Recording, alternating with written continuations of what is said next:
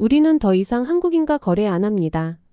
태국의 일부 지역에서는 한국인이라면 이제 치가 떨린다며 한국인만 보면 내쫓고 식당에서는 절대 한국인을 받지 않고 있다고 하는데요. 이런 소문은 점점 태국 전역으로 퍼지면서 한국 기업과 태국 기업 간의 교류에도 큰 문제가 생기기 시작했다고 합니다. 태국 근로자들의 파업은 물론이고 한국 기업에서 더 이상 일하고 싶지 않다며 퇴사하는 인원들도 많아지면서 한국 기업이 점점 더 힘들어지고 있다고 하는데요. 하지만 태국 근로자들의 불성실한 근무 태도가 오히려 한국 기업에 도움이 되지 않는다며 태국인 실직자들이 늘어나면서 태국 경제에 큰 손실을 가지고 오고 있다고 합니다. 결국 영국 경제 전문가들까지 나서면서 상황을 정리하려고 하는데요. 과연 이 사태가 어떻게 끝을 내게 될지 지금 바로 들어보시죠. 구독과 좋아요, 알림 설정 부탁드립니다. 안녕하세요. 제 이름은 올리비아 윈체스터예요. 런던 노팅힐에서 자란 32살 영국인이에요. 제가 태국에서 겪은 이야기를 들려드릴게요. 저는 런던 임페리얼 칼리지에서 경영학을 전공했어요. 졸업 후에는 골드만삭스에서 트레이더로 일했죠. 연봉도 좋고 성과급도 훌륭했지만 늘 제 마음 한켠에는 뭔가 허전함이 있었어요. 아버지는 영국 최고의 투자은행 임원이셨고 어머니는 옥스퍼드 경제학과 교수였죠. 그래서 저도 자연스럽게 금융계에 발을 들였던 것 같아요. 하지만 매일 아침 트레이딩 룸에서 숫자와 씨름하면서도 제 진짜 꿈은 따로 있었어요. 어렸을 때부터 호텔리어가 되고 싶었거든요. 우리 가족은 매년 유럽의 럭셔리 호텔들을 다니며 휴가를 보냈는데 그때마다 호텔의 우아한 분위기와 세련된 서비스에 매료되곤 했어요. 결국 30살이 되던 해 저는 큰 결심을 했어요. 부모님의 격렬한 반대를 무릅쓰고 트레이더직을 그만두고 호텔 경영 공부를 시작했죠. 올리비아, 내가 미쳤구나. 연봉 50만 파운드가 넘는 자리를 던져버리다니. 아버지의 목소리가 아직도 귓가에 생생해요. 하지만 저는 제 선택을 믿었어요. 동남아시아의 관광산업이 급성장하고 있다는 걸 알았거든요. 거기에 제가 가진 금융 지식과 경영 노하우를 접목하면 충분히 성공할 수 있을 거라 생각했죠. 그런데 운명이란 게 참 신기한 것 같아요. 태국으로 떠나기 전 저는 우연히 한국을 방문하게 됐어요. 런던의 한 컨설팅 회사가 주최한 아시아 호텔 산업 컨퍼런스가 서울에서 열렸거든요. 인천공항에 도착했을 때부터 저는 충격의 연속이었어요. 깔끔하게 정돈된 공항, 완벽한 동선, 친절한 직원들. 모든 게 제가 알던 아시아의 모습과는 달랐죠. 특히 인상 깊었던 건 스마트 무인 체크인 시스템이었어요. 런던 히드로 공항보다도 더 효율적이더라고요. 서울에서의 일주일은 제 인생을 완전히 바꿔놓았어요.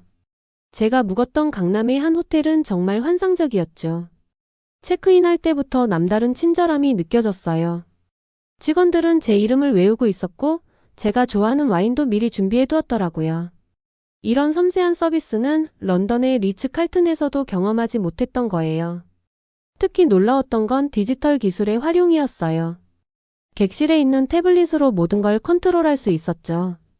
룸서비스 주문부터 수영장 예약까지, 심지어 커튼 제어까지요. 그런데도 이런 첨단 기술이 차갑게 느껴지지 않았어요. 오히려 따뜻한 인간미와 완벽하게 조화를 이루고 있었죠. 한국의 길거리도 저를 놀라게 했어요. 깨끗한 거리, 24시간 편의점, 늦은 밤까지 활기찬 식당들. 특히 명동의 밤거리는 마치 영화의 한 장면 같았어요. LED 조명으로 반짝이는 거리, 세련된 카페들, 밤늦게까지 쇼핑을 즐기는 사람들. 한국의 관광 서비스는 더욱 놀라웠어요. 지하철역마다 있는 관광 안내소, 외국인을 위한 무료 통역 서비스, 관광지의 완벽한 다국어 안내. 심지어 제가 길을 헤매고 있을 때는 지나가던 학생이 자발적으로 통역 앱으로 도와주더라고요. 한국의 식당들도 인상적이었어요. 음식의 맛도 훌륭했지만 더 놀라웠던 건 서비스였죠. 모든 직원이 미소를 잃지 않고 주문한 음식은 놀라울 정도로 빨리 나왔어요. 특히 한 미쉐린 스타 레스토랑에서는 셰프가 직접 나와서 음식을 설명해 주었는데 그의 전문성과 열정이 정말 인상적이었어요. 이런 경험들은 제게 큰 깨달음을 주었어요. 이거다 싶었죠. 이런 수준 높은 서비스와 시스템을 태국에서 구현할 수 있다면 분명 성공할 수 있을 거라고 확신했어요. 한국의 호텔들이 보여준 섬세함과 효율성, 거기에 제가 가진 금융 지식을 더하면 충분히 가능할 것 같았거든요. 컨퍼런스 마지막 날, 저는 한국의 유명 호텔 체인 CEO와 이야기를 나눌 기회가 있었어요. 그분이 해주신 말씀이 아직도 기억나요. 호텔은 단순한 숙박시설이 아닙니다. 우리는 추억을 만드는 곳이에요.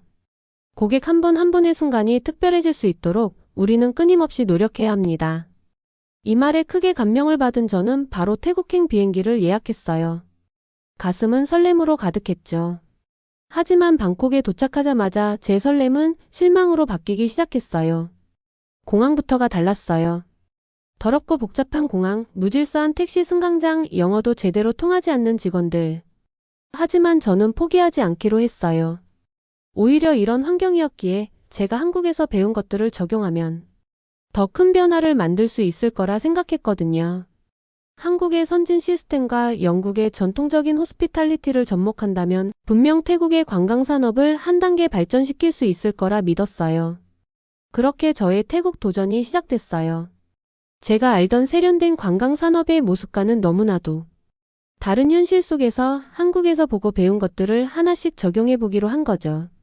하지만 이건 정말 쉽지 않은 도전이 될 거란 걸 그때는 미처 몰랐어요. 제가 방콕에서 처음으로 인수한 호텔은 시내 중심가에 있는 89개 객실 규모의 중형 호텔이었어요. 외관만 보면 꽤 그럴듯해 보였죠. 하지만 계약서에 서명하고 실사를 시작하면서부터 충격의 연속이었어요. 가장 먼저 발견한 문제는 허위로 부풀려진 객실 점유율이었어요. 서류상으로는 80%가 넘는 점유율을 자랑했는데 실제로는 40%도 채 되지 않았어요. 회계장부도 엉망이었죠. 매출은 축소 신고되어 있었고 직원 급여 대장에는 실제 존재하지 않는 유령 직원들의 이름이 잔뜩 적혀 있었어요. 영국에서 금융업 경험이 있던 저로서는 이런 명백한 회계 부정을 보고 정말 할 말을 잃었죠. 주방은 더 심각했어요. 처음 주방에 들어갔을 때의 충격을 잊을 수가 없어요. 바퀴벌레가 떼지어 다니고 주방 바닥은 기름때로 미끄러웠어요. 조리대 아래에는 썩어가는 음식물이 방치되어 있었고 냉장고에는 유통기한이 한 달이나 지난 식재료들이 가득했죠. 주방장이라는 사람은 위생모도 쓰지 않은 채 담배를 피우며 요리하고 있었어요. 한국의 깔끔한 호텔 주방이 너무나도 그리워지는 순간이었죠. 객실 상태는 또 어땠을까요? 청소 일지를 보면 매일 청소한 것으로 되어 있었지만 실제로 가보니 이불에는 찢어진 곳이 있고 곰팡이 냄새가 진동했어요. 수건은 누렇게 변색되어 있었고 욕실 타일 사이사이에는 검은 곰팡이가 가득했죠. 한 객실의 천장에서는 물이 뚝뚝 떨어지고 있었는데 직원들은 그냥 양동이를 받쳐놓고 모르는 척하고 있더라고요. 직원들의 태도는 더욱 충격적이었어요. 아침 9시 출근인데 대부분 10시가 넘어서야 출근했어요. 지각한 이유를 물어보면 버스가 늦게 와서요, 어제 늦게 잤어요, 비가 와서요 같은 변명뿐이었죠. 한국에서 봤던 직원들의 시간 엄수와 프로 정신은 찾아볼 수 없었어요. 프론트 데스크의 상황은 정말 최악이었어요. 체크인하는 손님을 30분씩 기다리게 하고 예약이 꼬여서 객실이 없는데도 손님을 받아버리고 어떤 날은 프론트 직원이 손님 앞에서 큰 소리로 전화 통화를 하면서 과자를 먹고 있더라고요. 영국에서도 한국에서도 상상할 수 없는 광경이었죠. 특히 충격적이었던 건 VIP 고객 응대 방식이었어요. 어느 날 유명 글로벌 기업의 임원이 투숙했는데 그분의 객실 에어컨이 고장났어요. 프론트에 전화했더니 지금은 수리기사가 퇴근했으니 내일 오면 고치겠다는 답변을 하더라고요. 결국 그 고객은 화를 내며 체크아웃을 했고 소셜미디어에 호텔에 대한 나쁜 후기를 남겼어요. 직원 교육을 시작하면서 더 큰 벽에 부딪혔어요. 손님이 짜증내면 우리도 짜증내면 되죠. 왜 계속 서서 응대해야 해요? 앉아서 하면 안 되나요? 웃으면서 인사하는 게 부끄러워요 같은 말들이 나왔어요. 한국에서 경험했던 세련되고 전문적인 서비스 정신은 찾아볼 수 없었죠. 청소 교육도 큰 문제였어요. 손님이 어차피 또 쓸 건데 뭐하러 이렇게 꼼꼼하게 청소해요? 곰팡이는 원래 있는 거예요. 이 정도면 깨끗한 거예요. 같은 말들을 들을 때마다 정말 한숨만 나왔어요. 식당 서비스는 또 어땠을까요? 음식이 나오는 시간이 제각각이고 메뉴에 있는 재료가 없다고 해서 손님이 주문을 바꾸면 짜증을 내는 일도 있었어요. 한 번은 주방에 가보니 요리사가 담배를 피우면서 휴대폰 게임을 하고 있더라고요. 주문이 밀려 있는데 말이죠. 그나마 다행이었던 건 제가 금융업에서 일하면서 배운 분석력과 문제 해결 능력이 도움이 됐다는 거예요. 모든 문제를 체계적으로 정리하고 우선순위를 정해서 하나씩 해결해 나가기 시작했죠. 한국의 호텔들이 보여준 시스템을 참고해서 새로운 매뉴얼도 만들었어요. 하지만 가장 큰 문제는 직원들의 마인드였어요. 변화를 거부하는 태도, 책임감 없는 행동, 서비스 정신의 부재. 이런 것들은 하루아침에 바꿀 수 있는 게 아니었죠. 특히 우리는 원래 이래요. 너무 빡빡하게 하지 마세요 같은 말들을 들을 때마다 한국의 호텔들이 얼마나 대단한지 다시 한번 실감했어요. 어떤 날은 정말 포기하고 싶었어요. 영국에서의 편안한 생활, 연봉 좋은 트레이더 자리를 버리고 여기까지 온 제가 바보 같기도 했죠. 하지만 한국에서 보았던 희망적인 모습들이 제게 힘이 되었어요. 그들이 해냈다면 우리도 할 수 있다는 믿음으로 하루하루를 버텨냈죠. 결국 저는 큰 결심을 하게 됐어요. 현재의 직원들을 모두 새로운 인재로 교체하기로 한 거예요. 물론 엄청난 반발이 있었죠. 노조와 비슷한 조직을 만들어서 저를 협박하기도 했고 현지 신문에 저를 서양에서 온 악덕업주라고 고발하기도 했어요. 하지만 전 물러서지 않았어요. 한국에서 보았던 그 완벽한 서비스를 여기서도 실현하고 싶었거든요. 저는 호텔을 완전히 새롭게 바꾸기로 결심했어요. 가장 먼저 시도한 것은 한국의 호텔 서비스 매뉴얼을 도입하는 거였어요. 서울에서 경험했던 그 세련되고 효율적인 시스템을 그대로 가져오고 싶었거든요. 우선 한국의 유명 호텔 체인에서 사용하는 서비스 매뉴얼을 구했어요. 영국에서 일할 때 알게 된 한국계 컨설턴트의 도움이 컸죠. 그분을 통해 한국 특급 호텔의 전반적인 운영 시스템과 교육 자료들을 받을 수 있었어요. 하지만 이 매뉴얼을 도입하는 과정은 정말 힘들었어요. 첫 직원 교육날 저는 너무나 큰 충격을 받았어요.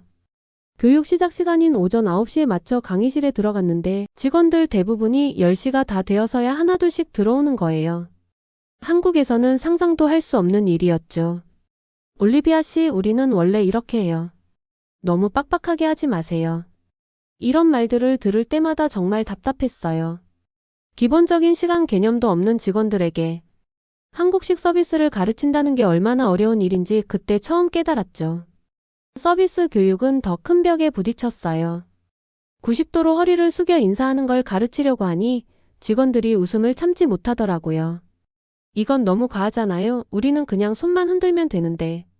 심지어 어떤 직원은 우리가 노예도 아니고 왜 이렇게까지 해야 하나요? 라고 말하기도 했어요. 객실 정비 교육도 정말 힘들었어요. 한국 호텔에서는 기본 중에 기본인 침구 정리 방법을 설명하는데 직원들의 반응이 놀라웠어요. 손님이 어차피 또 쓸 건데 뭐하러 이렇게 꼼꼼하게 해요? 이불, 모서리 각도까지 맞출 필요가 있나요? 이런 질문들이 쏟아졌죠. 식음료 서비스 교육은 더 심각했어요. 한국에서는 당연한 음식이 나오는 시간 준수나 정확한 서빙 순서 같은 기본적인 것들도 지켜지지 않았어요. 손님이 조금 기다리면 어때요? 우리는 원래 이렇게 해왔어요 같은 답변만 돌아왔죠. 특히 충격적이었던 건 고객 응대 태도였어요. 한국에서는 기본 중에 기본인 고객 응대 시 미소 짓기를 가르치는데 직원들이 반발하더라고요. 웃으면서 일하는 게 부자연스러워요. 손님이 짜증내면 우리도 짜증내면 되죠. 이런 반응들을 보면서 한국의 서비스 정신이 얼마나 대단한지 다시 한번 느꼈어요. 디지털 시스템 도입은 더욱 큰 저항에 부딪혔어요. 한국에서 보편화된 태블릿 체크인 시스템을 도입하려고 하자 직원들이 강하게 반발했어요. 우리는 지금 방식이 편해요. 새로운 걸 배우기 싫어요. 기계가 고장나면 어떡해요? 이런 변명들이 끊임없이 이어졌죠. 그래도 저는 포기하지 않았어요. 매일 아침 일찍 출근해서 직원들과 함께 청소도 하고 서빙도 하면서 실제로 보여주려고 노력했어요. 영국에서 금융권에서 일할 때는 상상도 못했던 일들이었죠. 하지만 한국에서 보았던 그 완벽한 서비스를 실현하고 싶었어요.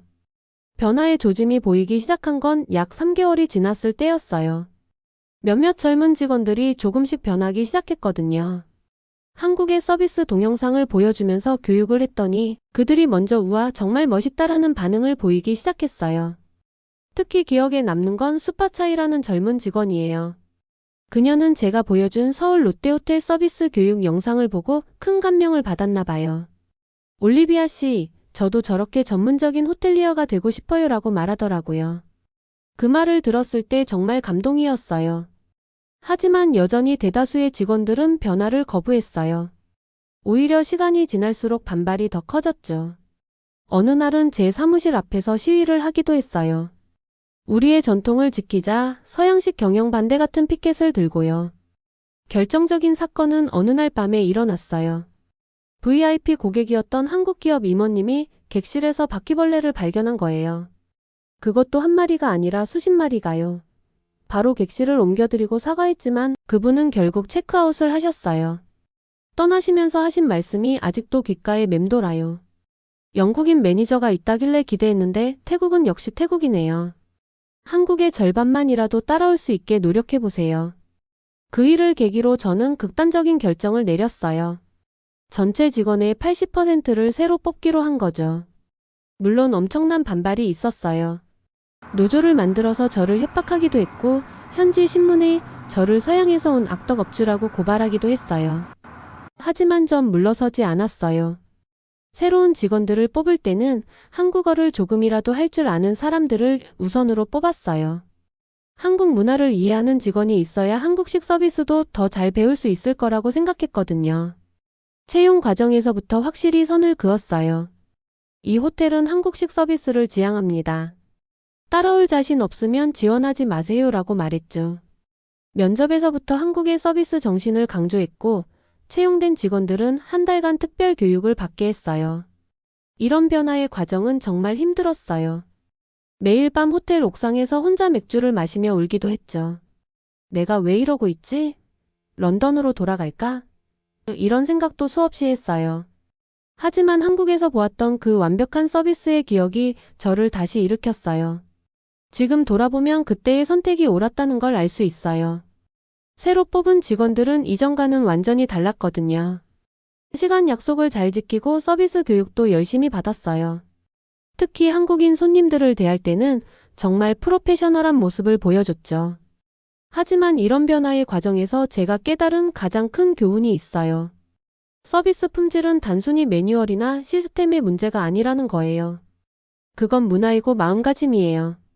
한국의 서비스가 세계 최고 수준인 것도 바로 이런 이유 때문이겠죠. 태국의 자멸적인 반한 정서가 절정에 달했던 그날의 기억이 아직도 생생해요. 평소처럼 사무실에서 이메일을 확인하고 있었는데 갑자기 예약 취소 메일이 쏟아지기 시작했어요. 그것도 모두 한국인 고객들의 예약이었죠. 처음에는 단순히 성수기가 지나서 그런가 했어요. 하지만 이메일 내용을 자세히 보니 뭔가 이상했어요. 태국 현지 상황이 불안해 보여서요. 분위기가 좋지 않다고 해서 다른 나라로 변경하고 싶습니다. 같은 내용들이 반복되는 거예요. 의아한 마음에 현지 SNS를 확인해 봤어요. 정말 충격적인 장면들이 가득했죠.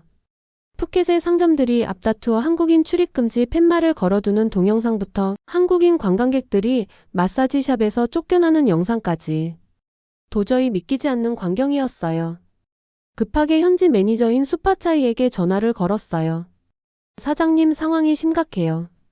SNS에서 한국인을 배척하는 움직임이 퍼지고 있어요. 심지어 일부 호텔들은 한국인 예약을 받지 않겠다고 선언하고 있어요. 그날 오후 바로 푸켓으로 향했어요. 비행기 안에서도 계속 SNS를 새로 고침했는데 상황은 점점 더 악화되고 있었어요. 이제는 레스토랑, 호텔, 심지어 택시까지 한국인 손님을 받지 않겠다는 업체들이 늘어나고 있었거든요. 푸켓 공항에 도착했을 때 공항의 풍경부터가 달라져 있었어요. 평소에는 한국어로 된 환영 문구가 가득했는데 그날은 하나도 보이지 않더라고요.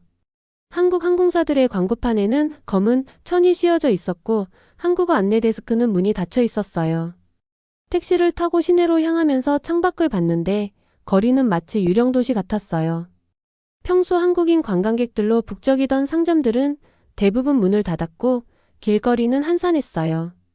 특히 충격적이었던 건 제가 자주 가던 한국 식당가예요. 20개가 넘는 가게들이 전부 문을 닫은 채 당분간 영업 중단이라는 팻말만 걸려 있더라고요. 호텔에 도착해서 긴급 회의를 소집했어요. 분위기는 무거웠어요. 우리 호텔 예약률은 전주 대비 80% 감소했고 이미 예약한 손님들도 줄줄이 취소를 하고 있었거든요. 직원들 중에서는 울음을 터뜨리는 사람도 있었어요. 이러다 우리 다 실직하는 거 아니에요? 다음 날부터 저는 현장 조사를 시작했어요. 왜 이런 일이 벌어졌는지 알아야 했거든요.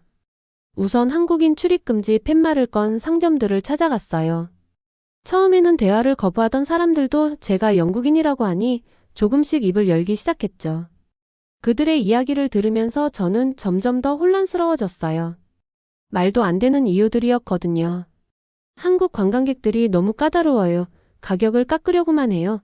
항상 불평불만이에요. 같은 말들이었죠. 하지만 제가 보기에 그건 단순히 기본적인 서비스 품질을 요구하는 정당한 요구였을 뿐이에요.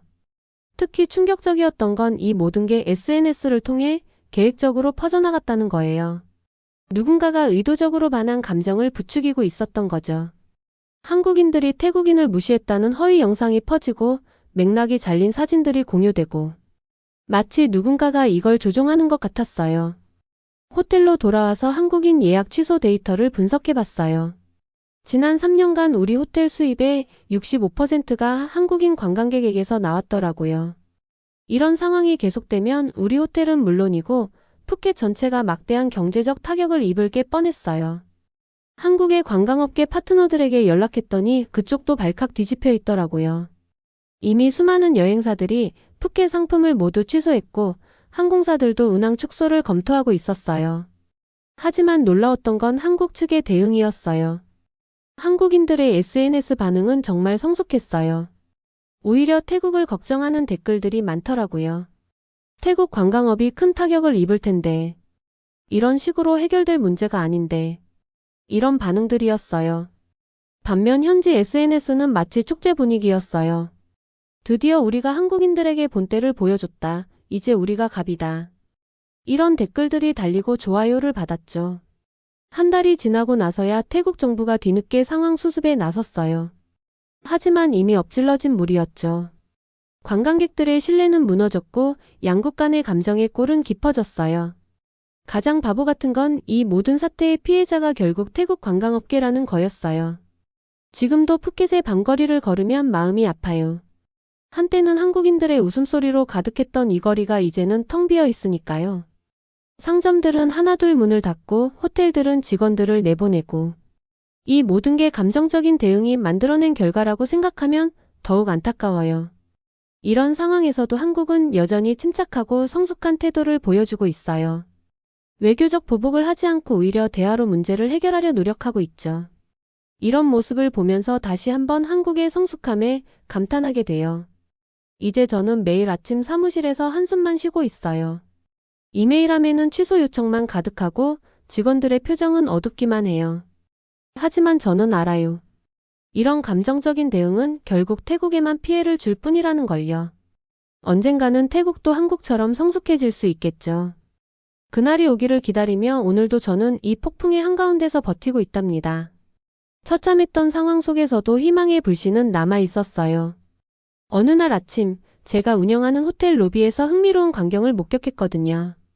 20대 후반으로 보이는 태국 청년들이 저를 찾아온 거예요. 올리비아 씨, 저희는 방콕 호텔 경영학과 학생들이에요. 한국식 서비스에 대해 배우고 싶습니다. 그들의 눈빛은 진심이 담겨 있었어요. 태국의 젊은 세대들이 변화의 필요성을 깨닫기 시작한 거죠. 이런 움직임은 점차 확산되기 시작했어요. SNS에서 해시태그 태국 관광업을 바꾸자라는 해시태그가 트렌드가 됐고 젊은 호텔리어들이 자발적으로 태국 호텔 서비스 혁신 모임을 만들었어요. 놀랍게도 이 모임의 첫 번째 스터디 주제가 한국 호텔 서비스 시스템 연구였죠. 저는 이런 젊은이들의 열정을 지원하기로 했어요. 제 호텔의 컨퍼런스룸을 무료로 제공하고 한국에서 모셔온 서비스 교육 자료들을 공유했죠. 매주 토요일마다 열리는 스터디 모임에는 점점 더 많은 사람들이 찾아왔어요. 특히 인상 깊었던 건 한 젊은 호텔리어의 발표였어요. 우리가 한국 관광객들을 까다롭다고 불평했지만 사실 그들이 요구한 건 지극히 기본적인 것들이었습니다. 정시 체크인, 깨끗한 객실, 친절한 서비스. 이런 게 왜 까다로운 요구가 되나요? 변화의 바람은 호텔업계를 넘어 확산됐어요. 푸켓의 젊은 상인들이 모여 뉴 푸켓 프로젝트를 시작했죠. 그들은 한국의 관광지들을 벤치마킹하며 기본적인 서비스 품질 향상에 힘쓰기 시작했어요. 태국 관광청도 변화의 필요성을 인정하기 시작했어요. 태국 관광 서비스 품질 인증제를 도입하겠다고 발표했는데 이게 한국의 관광 품질 인증제를 모델로 한 거였어요. 심지어 한국의 서비스 교육 전문가들을 초청해서 컨설팅을 받기 시작했죠. 제 호텔은 이제 이런 변화의 중심에 서 있어요. 매달 둘째 주 월요일마다 한국식 서비스 특강을 열고 있는데 푸켓 전역에서 호텔리어들이 찾아오고 있어요. 처음엔 10명 남짓이었던 참가자가 이제는 100명이 넘을 정도로 늘었죠. 특히 자랑스러운 건 우리 직원들의 변화예요. 예전에는 한국식 서비스를 거부하던 직원들이 이제는 스스로 한국어를 배우겠다고 나서고 있어요. 지난주에는 한 직원이 자발적으로 한국의 호텔 서비스 교육 영상을 번역해서 동료들과 공유하더라고요. 물론 아직도 갈 길이 멀어요. 여전히 많은 업체들이 변화를 거부하고 있고 일부 상인들은 여전히 한국인들에 대한 편견을 버리지 못했어요. 하지만 적어도 이제는 변화의 필요성을 인정하는 목소리가 커지고 있다는 게 희망적이에요. 최근에는 반가운 소식도 들려왔어요. 한국의 대형 여행사들이 다시 태국 상품을 검토하기 시작했다는 거예요. 항공사들도 운항 재개를 준비하고 있다고 해요. 아직 본격적인 관광객 회복까지는 시간이 걸리겠지만 적어도 방향은 올바른 쪽으로 가고 있는 것 같아요. 이런 변화를 보면서 저는 다시 한번 깨달았어요. 진정한 서비스는 단순히 기술이나 매뉴얼의 문제가 아니라는 거예요. 그건 마음가짐이고 문화예요. 한국의 서비스가 세계 최고 수준인 것도 바로 이런 이유 때문이겠죠. 지난주에는 특별한 손님이 우리 호텔을 찾아왔어요. 3개월 전 바퀴벌레 사건으로 떠났던 그 한국 기업 임원님이었어요. 이번에는 달랐어요. 체크아웃 하실 때 많이 달라졌네요. 이제 한국 호텔이 부럽지 않습니다. 라는 말씀을 해주셨거든요. 그 말을 들었을 때 저도 모르게 눈물이 났어요. 그동안의 고생이 헛되지 않았다는 생각이 들었거든요. 이제 저는 매일 아침 새로운 희망을 안고 출근해요. 태국의 관광업이 한 단계 더 발전할 수 있다는 믿음으로요. 변화는 이미 시작됐어요. 비록 더디지만 분명히 앞으로 나아가고 있죠. 태국이 한국의 선진 서비스 문화를 배우고 더 나은 관광지로 거듭나길 바라면서 저는 오늘도 이 변화의 한가운데서 노력하고 있답니다. 제가 영국에서 배운 경영 지식과 한국에서 배운 서비스 정신으로 태국의 관광업을 변화시키는데 조금이나마 기여할 수 있다면 그것으로 충분할 것 같아요. 지금 제 책상 위에는 새로 만든 태국 호텔 서비스 혁신 가이드가 놓여 있어요. 이 책의 첫 페이지에는 이런 문구를 넣었죠. 진정한 서비스는 마음에서 시작됩니다. 우리는 할 수 있습니다. 이 작은 변화가 태국 관광업의 새로운 시작이 되길 희망하면서요. 지금까지의 사연 어떻게 들으셨나요? 다음에 더 재밌는 사연으로 돌아올게요. 감사합니다.